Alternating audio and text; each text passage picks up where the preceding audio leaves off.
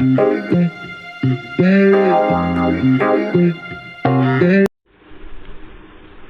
Everyone, welcome to my channel. आज की इस वीडियो में हम law of contract 1872 chapter 3 consideration के बारे में डिस्कस करेंगे। इसमें जो पॉइंट्स है आप देख सकते हैं स्क्रीन में, ये सारे पॉइंट्स को हम डिस्कस करने वाले हैं इस चैप्टर में। तो एक एक करके हम सारे पॉइंट को कवर अप करेंगे। तो सबसे पहले जो है हम स्टार्ट करते हैं अपने सबसे पहले पॉइंट को, जो है मीनिंग ऑफ द कंसिडरेशन। तो बेसिकली जो कंसिडरेशन का मीनिंग होता है कुछ नहीं है कि कंसिडरेशन जो है हम किसी को रिपेमेंट करते हैं, रिपे करते हैं किसी चीज़ के लिए। फॉर एग्जांपल अगर एक पर्सन है वो अपना हाउस सेल करना चाहता है दूसरे पर्सन को, और जो दूसरा पर्सन है वो उस हाउस को लेना चाहता है और वो उसके लिए पेमेंट करता है, तो जो पेमेंट हो रहा है वो दूसरे पर्सन के लिए एक कंसिडरेशन फॉर्म में होगा, और जो हाउस सेल कर रहा है वो हाउस उस दूसरे पार्टी के लिए कंसिडरेशन होगा।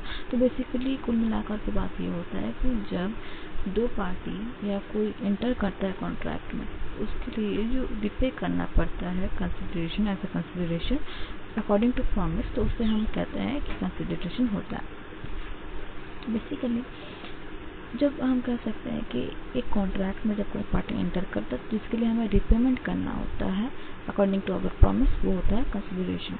वो किसी भी मनी फॉर्म में या एनी अदर फॉर्म में हो सकता है, ज़रूरी नहीं है कि वो ऑलवेज मनी फॉर्म में हो।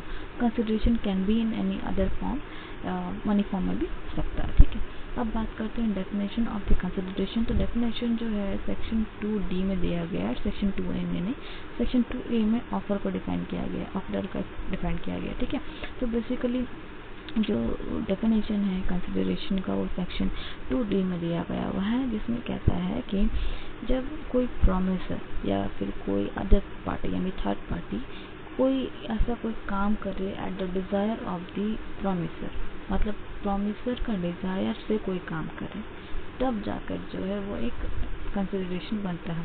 इसलिए कंसिडरेशन तो मे भी पास्ट हो सकते हैं, प्रेजेंट हो सकते हैं, फ्यूचर हो सकते हैं। यानी कि ऐसा कोई काम जो किया गया हो या नहीं किया गया हो जो रिफ़र करता है पास्ट को, या फिर ऐसा कोई काम जो डज और एब्सटेन फ्रॉम डूइंग, यानी ये रिफ़र करता है प्रेजेंट से, और ऐसा कोई काम जो प्रॉमिस टू डू और एब्सटेन फ्रॉम डूइंग समथिंग, यानी ये रिफर्स करता है फ्यूचर से, यानी कोई प्रॉमिस हुआ हो या उस काम को करने का या उस काम को नहीं करने का, ये रिफ़र करता है फ्यूचर से। तो बेसिकली जो कंसिडरेशन है वो पास्ट होते हैं, फ्यूचर होते हैं और प्रेजेंट होते हैं।